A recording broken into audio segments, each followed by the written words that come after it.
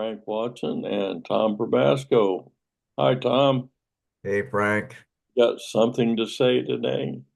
Yeah, got some I guess is kind of my practice, a little bit of rambling here, but let's see this light. It might be okay. So a couple days ago, let's see, this is Thursday. A couple days ago, in fact I sent you uh the NPR morning news interviewed a fellow that wrote a book about busking, and I sent that to you. Had maybe a 7 minute thing on radio. And it was the history, 100 plus years of history of busking, which, that's where a musician will go out with well, it can be various things.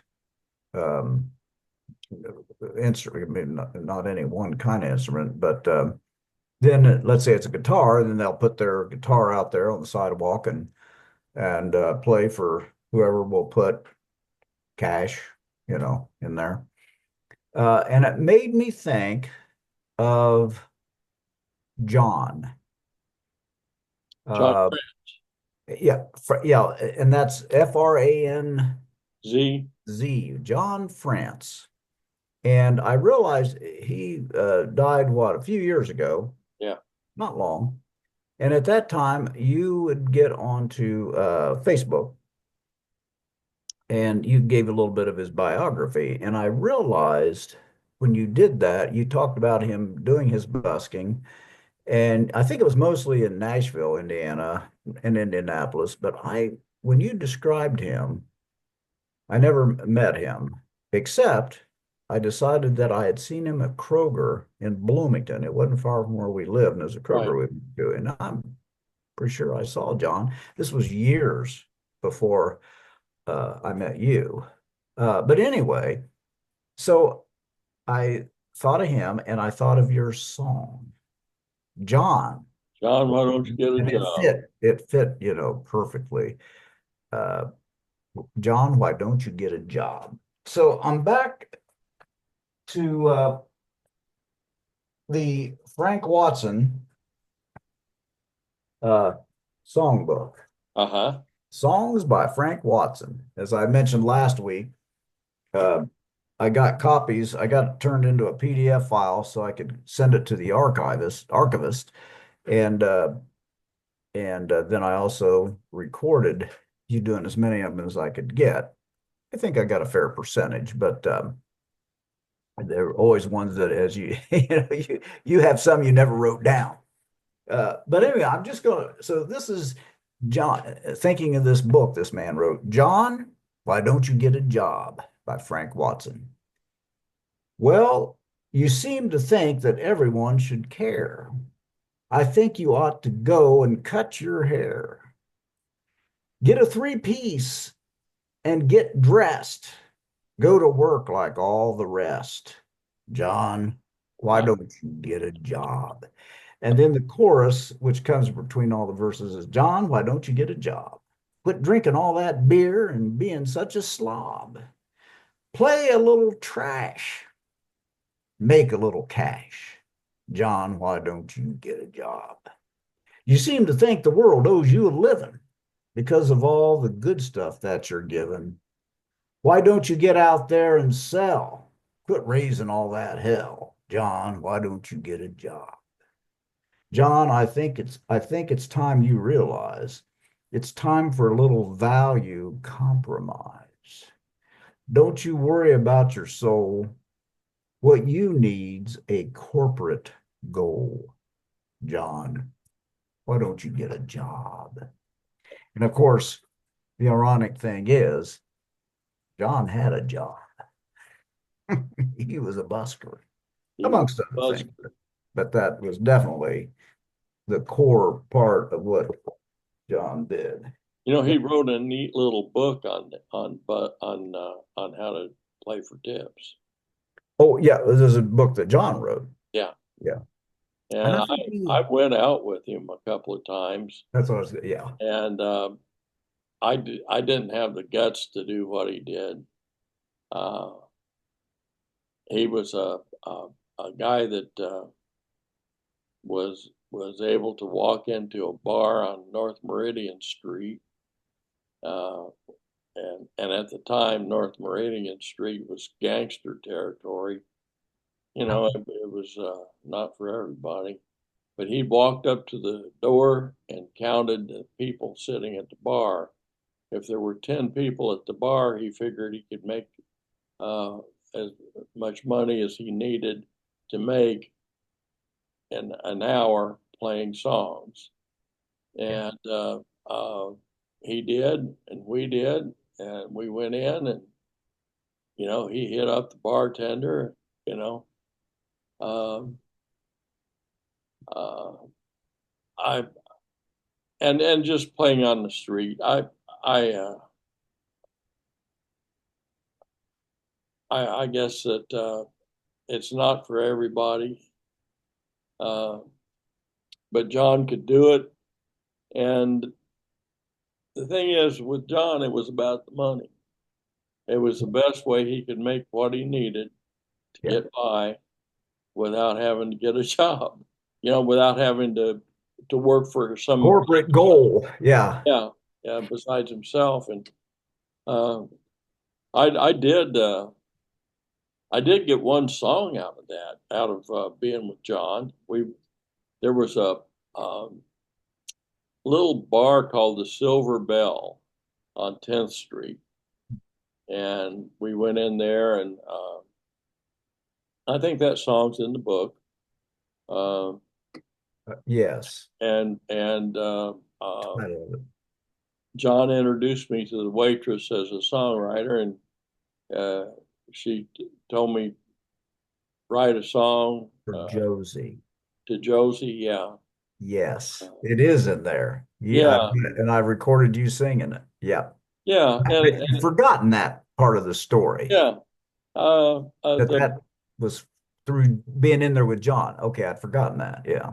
I don't know if this is true anyplace else. Like if you went to Tennessee and you were sitting in a bar someplace besides Nashville, Mhm. an ordinary place, and and someone said write a song for somebody, so you wrote it using their own words, Yeah, I remember you said that. Yeah, I mean it's in there. Yeah.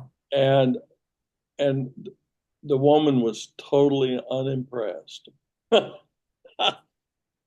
She, I used her own You words. said I that. wrote the song, and she, you Yeah. Hey, it happens. oh, that's, Yeah, that's not everybody likes everything you write. I know that. well, that But it's a that good song. happened. I like it. I like it. Yeah. Yeah. I think that the people that like what I do, there's people around that do like the music I wrote, Oh, heck yeah. but they're scattered, and I don't have time to sort through all the people that didn't care for it. No, You that's not what that's not a thing to do. know, no, not for me. No, me neither. I'd rather get a job. Oh God. Yeah. That Well, I just when that book was reviewed, I just thought, oh, I have got to use that for something to say because it was to pull out your song um but and I remember I'm glad you told that story about going with him because that was something you said you saw how he operated to some extent. Now that was not on the street, going in these bars and bringing you with him. And well, then you, as you say, you got that song out of it, whether the one yeah, that liked it or not, you got a good song out of it. I'll tell you a little bit more of the story. I had gone into Nashville before I even met John, And now we're talking Nashville, Indy. Nashville, Indiana, Okay. and tried playing some for tips. Didn't make didn't make any money. I was just not connecting with people. Yeah. But I mentioned I mentioned it to John, and when he got fed up with the Kroger there on 10th Street, wouldn't let him tip sing. Oh, yeah.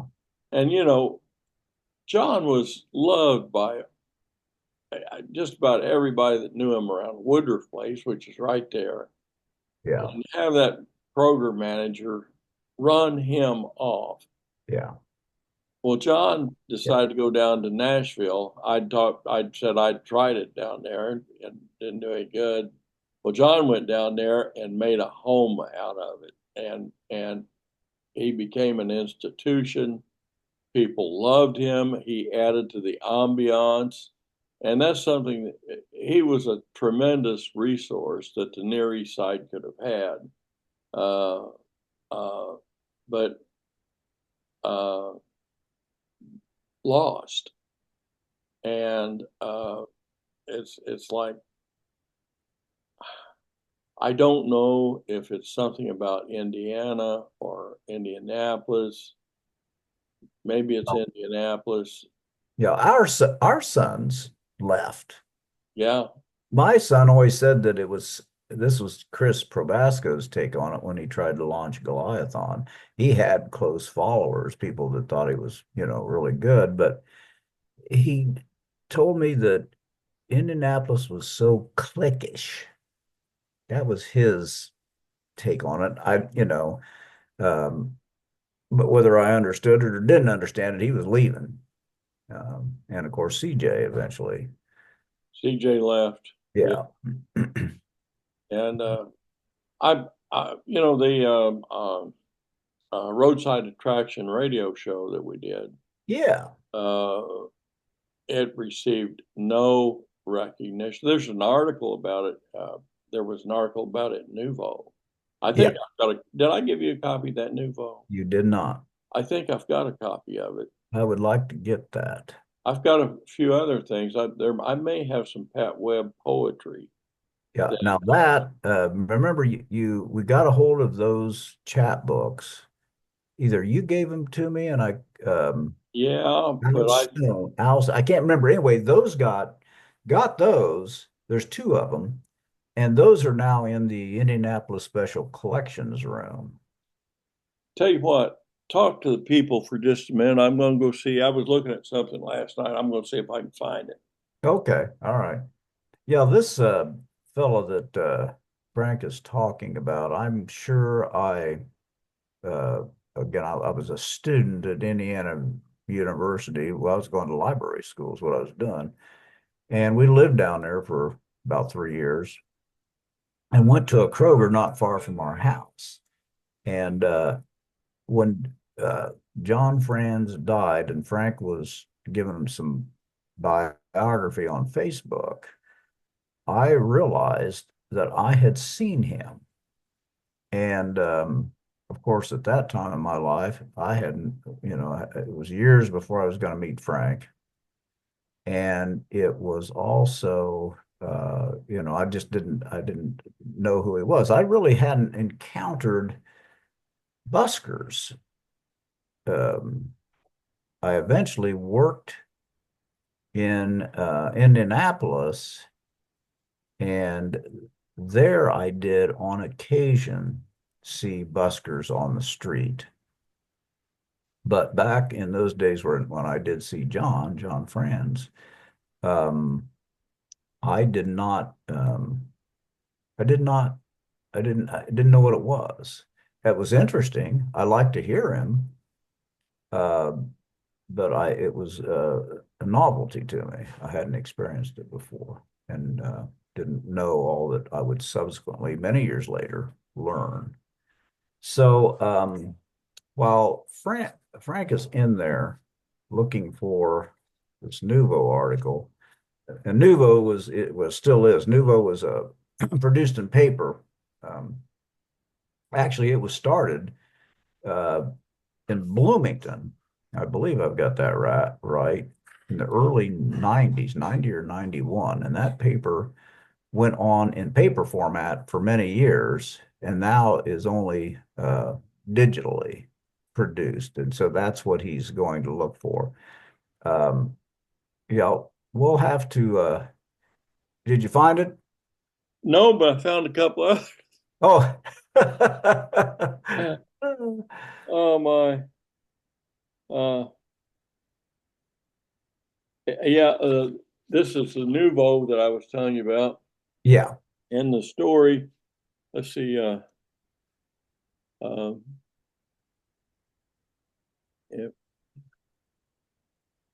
1995. The Okay. story Yeah. was no indie audience for locally produced radio show. Oh, so that is the article. Yeah, that's the article. Oh, okay. Um, and then I found here's a copy of that book that John wrote on. Oh, I have not seen. Yeah, okay. Well, I can't think of a better person than you to have it. Uh, Well, guess where it will eventually reside? you know, In it the Indiana Music History Project. That is exactly the kind of thing. You know Uh, what? If they could reproduce it, it's really filled full of some good advice. Um, and he it's really well laid out. Uh, um, uh, Starts off with repertoire. Choose your repertoire from the charts. Tips for choosing songs. Playing for tips. Equipment for tip playing. Johnny's method. Tips for tips.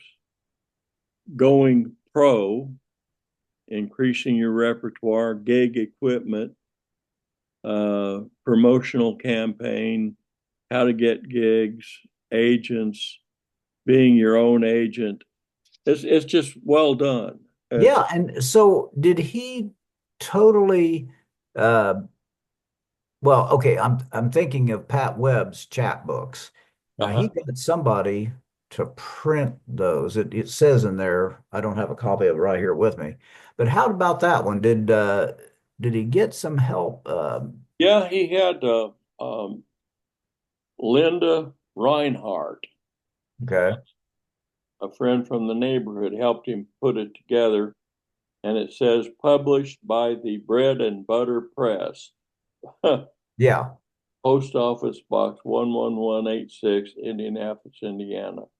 Which, Yeah. Well, uh, that would be a treasured item for the Indiana Music History Project for sure. well, yeah, and it mentions Mark Reinhardt. Um, that was Linda's husband, and thanks to Rita Rutledge, Oh, for crying out loud. uh, I worked with her, as you know, I Sherry, worked with her at the library.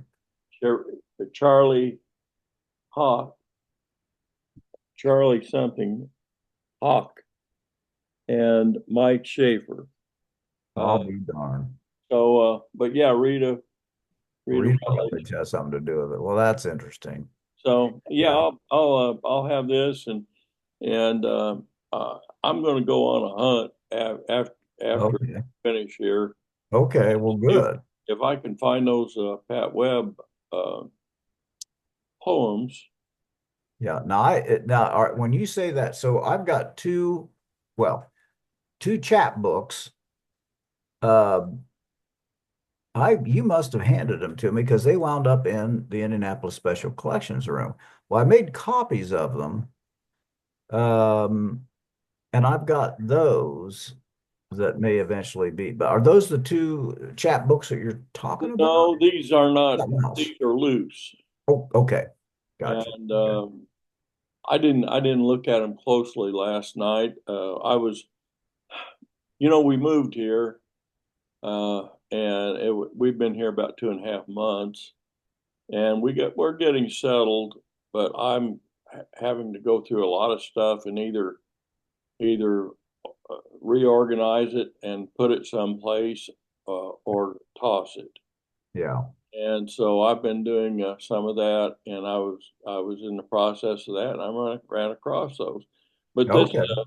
this John France book and the Nouveau, both could go to uh, uh, Indiana Music History Project, Right. because Yeah. that radio show had some of the best talent. Well, that's resides, you know, now originally there was no archival aspect to the public Indianapolis Public Library. Then, for various reasons, they decided to establish the Indianapolis Special Collections Room. That's physical things, Right. artifacts. Well, then I forget, a couple years later, maybe more, they established Digital Indy. Well, that's where I convinced the person running Digital Indy to add roadside attraction because it's got that audio file. And that, of course, was Scott Millsop had, we finally got all that pulled together. So what I'd probably do, one thing with that Nouveau article is somehow try to get that attached to that collection because Scott wrote this wonderful introduction, as you know, history of roadside attraction, and and that kind of thing could be added to that addition to the roadside attraction stuff. But I'd like to see that, and yeah, I didn't know about that that they had been that Nouveau had. Not surprised, but yeah, it was one of those things that Scott said at some point, it was so far ahead of its time in many ways, and he would talk about, they had they couldn't tell. He would be trying to communicate with people about it. And he'd say we might be on 100 in 100 cities. He said, and as soon as he said might, he said the conversation, for all intents and purposes, ended because there was no way to know who was listening. Yeah. And then, of course, there was that period of pirated, stations going around. So they Yeah. never knew how, how many listeners they had. They could guess that they had a lot, but they never knew. So that was always an interesting aspect of that. Yeah. Indianapolis is cliquish, and I think uh, there's I don't know.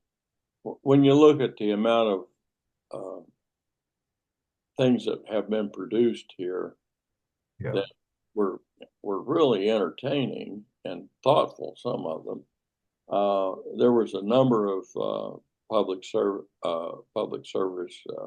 television programs that I was associated with, and the only time that we had any response from the public, we had this guy, I forget his name. Uh, uh, he had a he had a prosthetic leg, and um, he sat down on the edge of the riser, and he was talking to, I think he was talking to Scotty, who was a pretty strung out kind of a guy, and uh, I don't know how it came about, but he took off his wooden leg, or his prosthetic leg, on the show, and of course we didn't edit and didn't see any reason to, but somebody wrote in and complained about making fun of the handicapped. And, it was Uncle Roy. That's what that was it. Scotty and Uncle Roy. Uncle Roy was a character. He had been a union organizer or something. I don't know. He was some kind of a union thing, but he and Scotty had a thing that well, I don't need to get into that right now, but there was a guy they called Showbiz. Jerry Baker and Yeah. Showbiz. Uh, I can't call his name right now. There's Yeah. senior moments. Yeah. I, They produced a ton of really fun stuff. And now, are we talking about ham and cheese or yeah, yeah, something? Okay. Yeah. Ham and yeah, cheese. And Jerry Baker was the behind the scenes guy filming it, wasn't he? He was a tech person. I think yeah, I think he was filming that. Yeah, He was the one that taught us all how to do that stuff. yeah, Jerry was. He had studied radio and television. He got himself a job at the cable company, and then yeah, had access to all the public service uh, yeah. This was equipment. public access Public TV, access, wasn't it? Yeah, public. But then you had all of that TV stuff, and what they do, the city shut it down rather than encourage it like yeah, some place like Chicago might have. right. Shut it down. Yeah, Um, it was not what they should have done, and they should have had it. It may have gone away because of changes of technology of how things like that get produced, but it should never have gone away. I mean, they only had it some brief. I the reason I know a little bit about this is because I got another uh, thing added to Digital Indie called Our Community, and it was by and for the African American community. uh-huh. And the woman, Andrea Price, who was one of the producers, uh, another part of her story was she fought mightily against its going away. But the powers that be prevailed, as is often the case. Yeah. Yeah, so we should have had public access until technological changes probably sort of rendered it irrelevant. But it was great in that you were able to the equipment was provided, and it existed. The first time I encountered it uh, was in Bloomington because it was run out of the public library. They provided the space, and I don't know how, and equipment and stuff and it was down there for years. It was there when I got there. It was there when I left. So yeah, Well, yeah, Bloomington would be a little more progressive. I, Indiana is a very conservative state, and uh,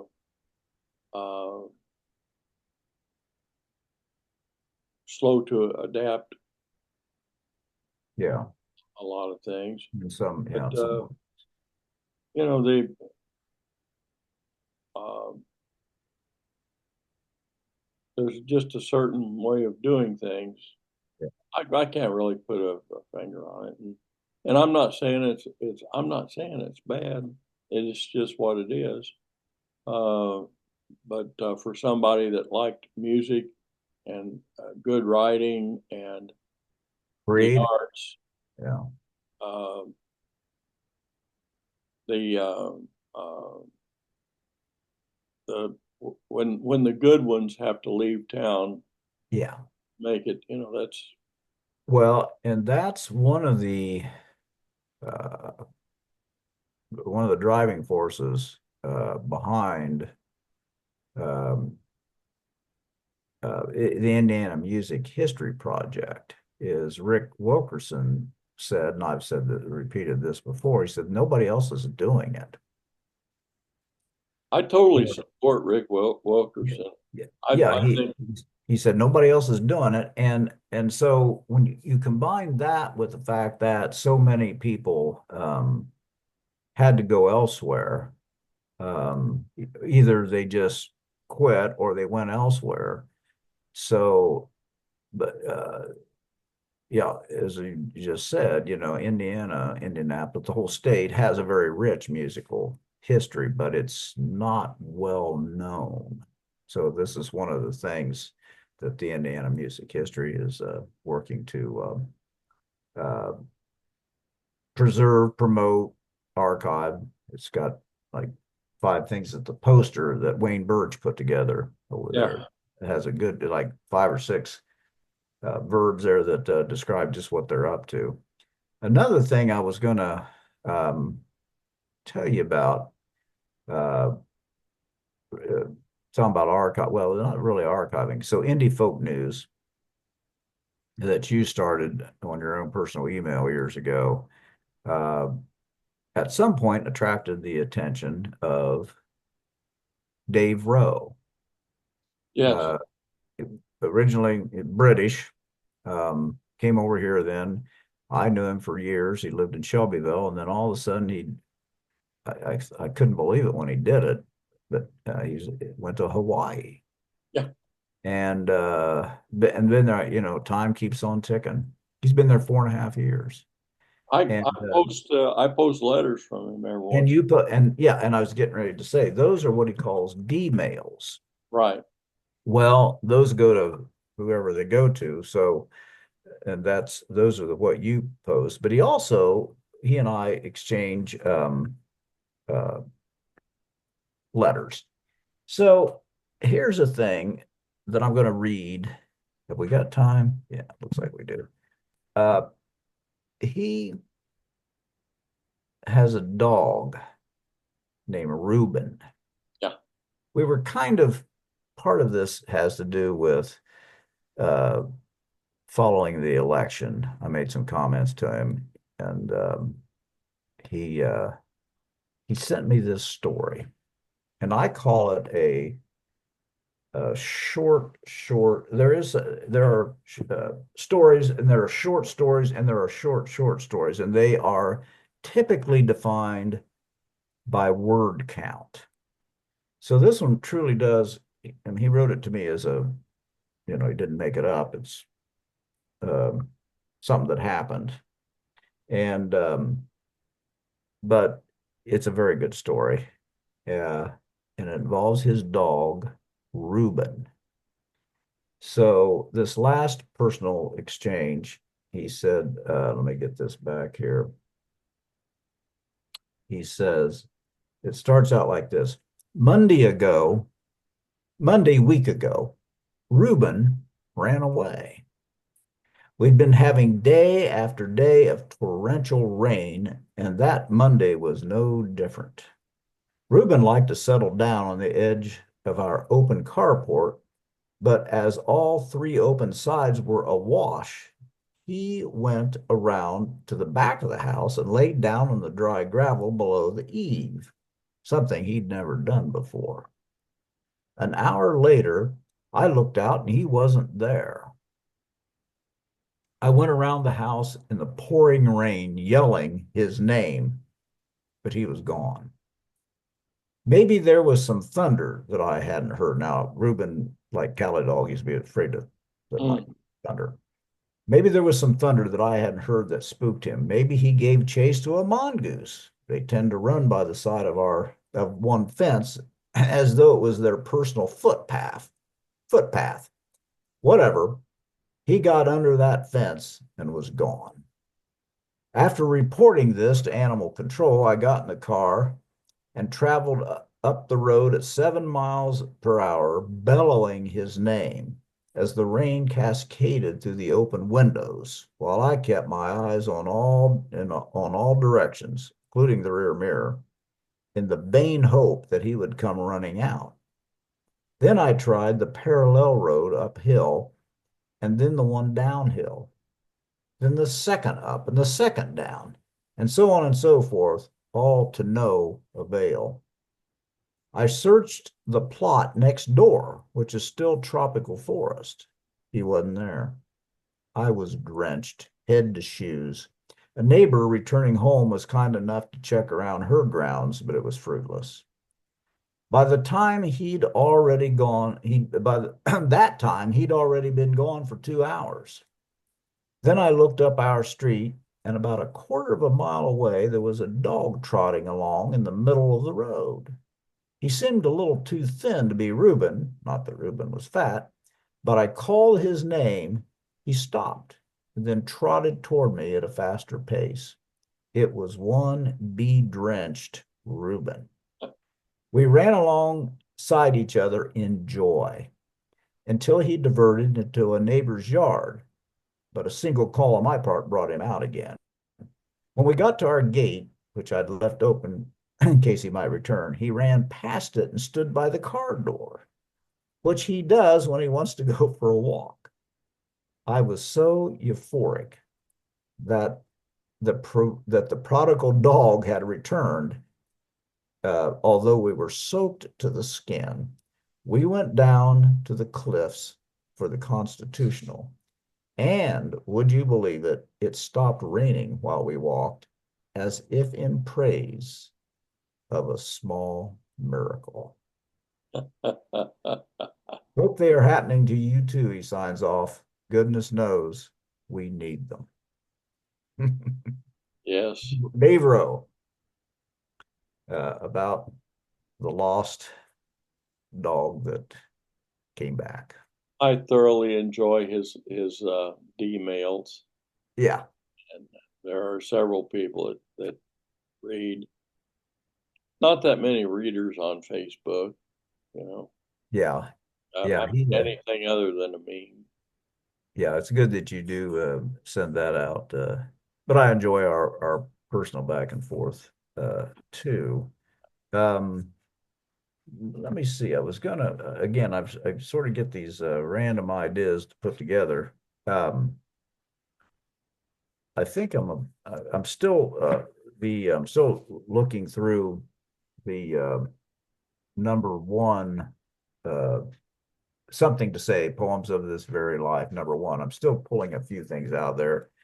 Um, I'll just again, since we this is not scripted, I'm just doing this now because I am.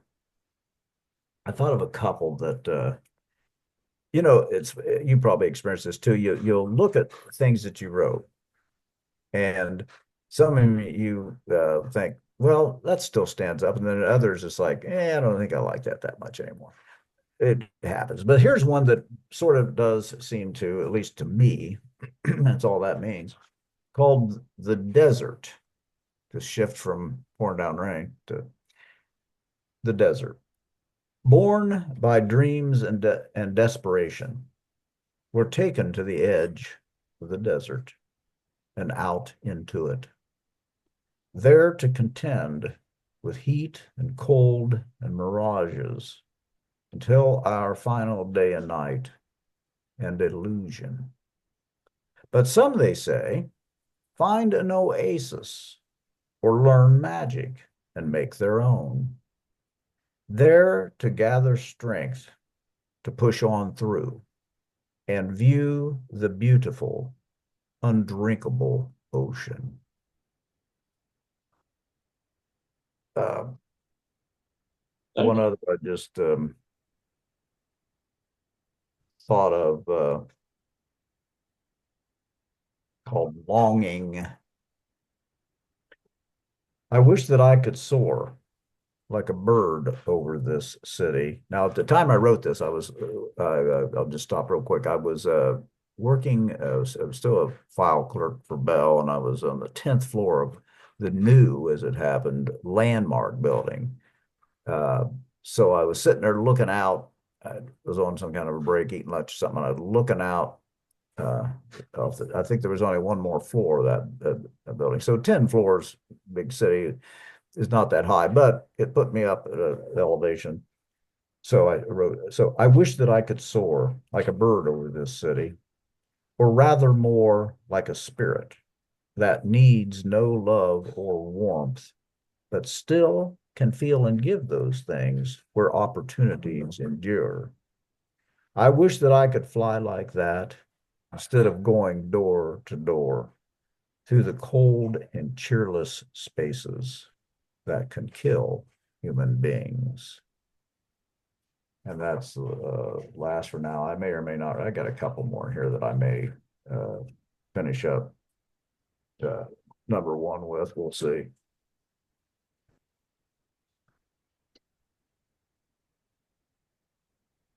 Um, Maybe we could let's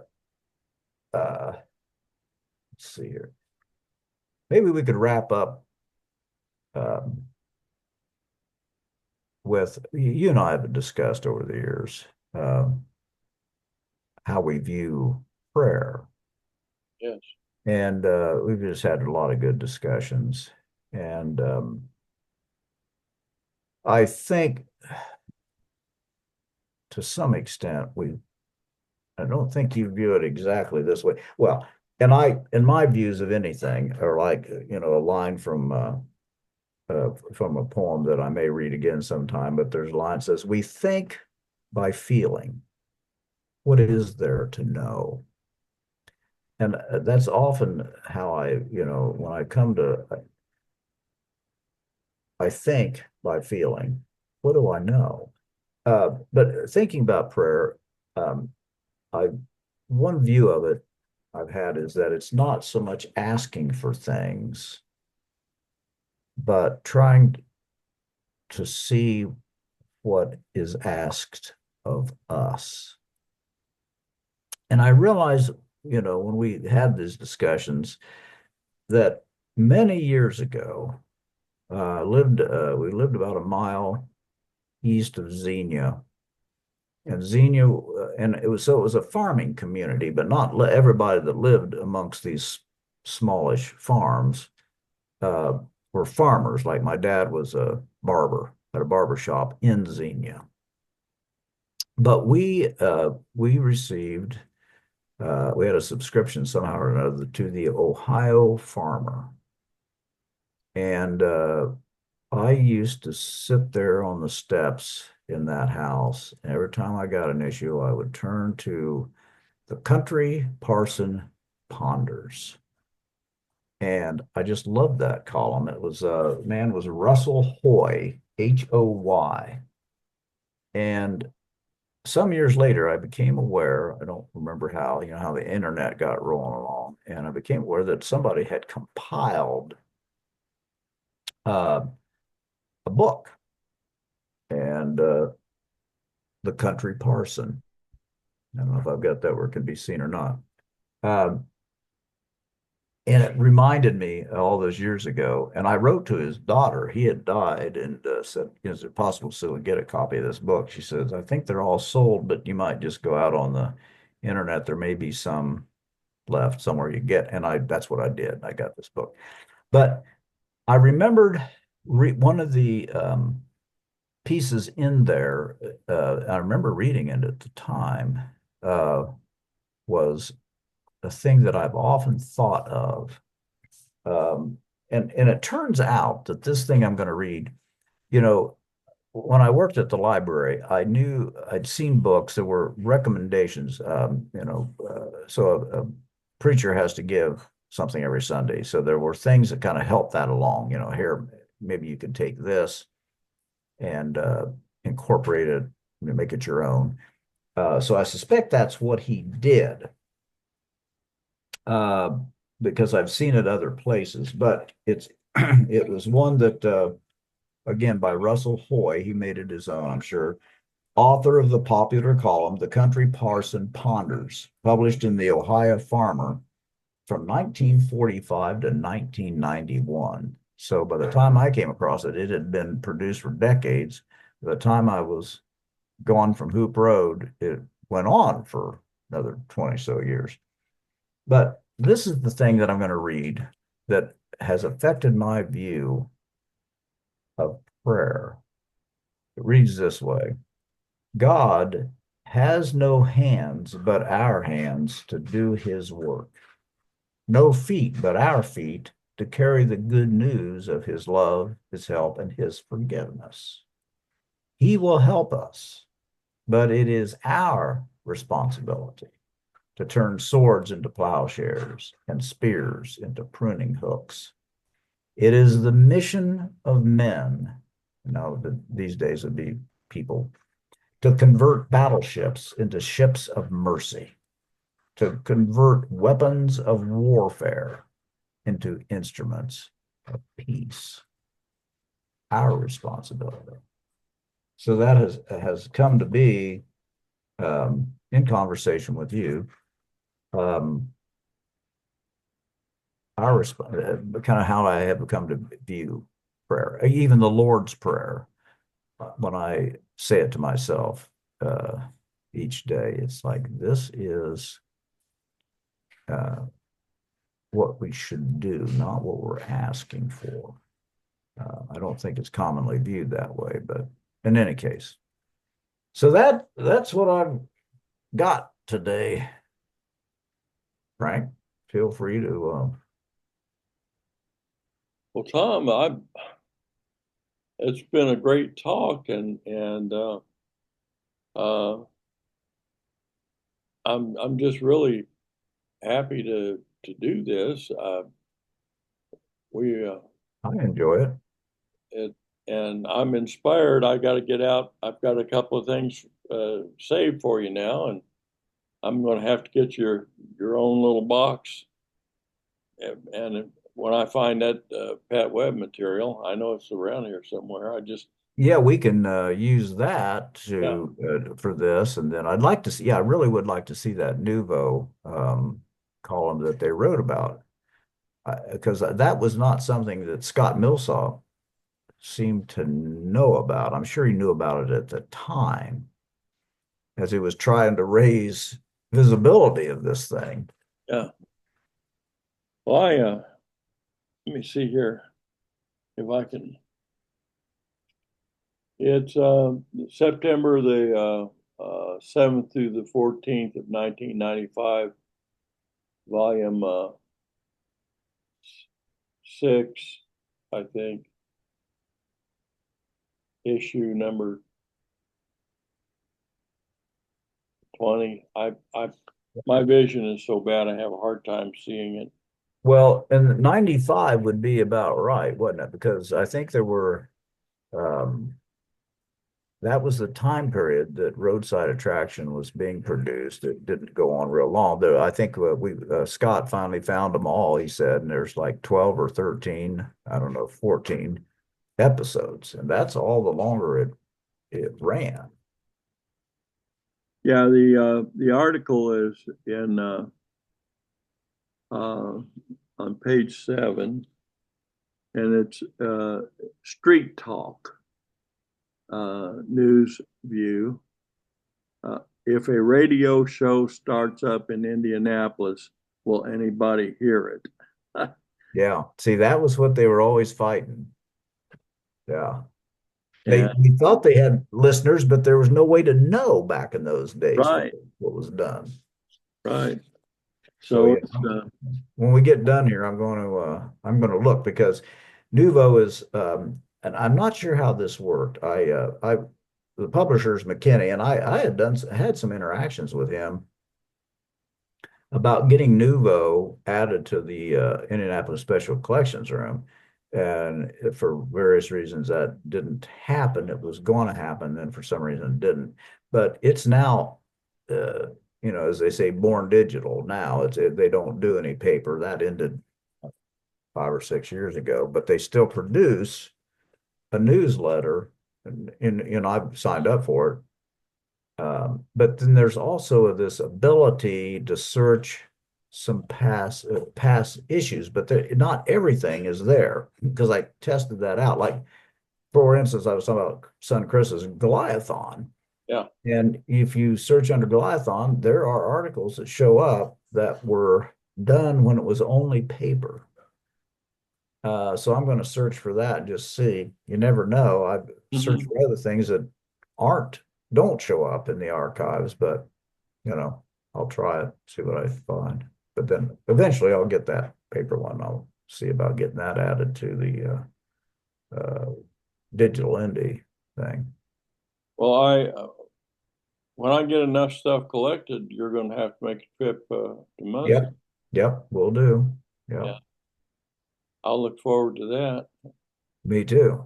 Um, Me too. Maybe we can play a song or two. I would think that would be in the offing for sure, Frank. If not, I can't imagine why. All right. Well, I guess we'll close then.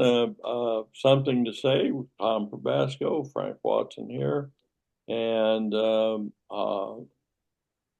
someday somebody is going to watch this and say, "Oh, dang, those guys were talking about some stuff that was really interesting." I like to think that. Yeah. You have a great day, Tom. All right, big brother. See you See you next next week. week. Yeah.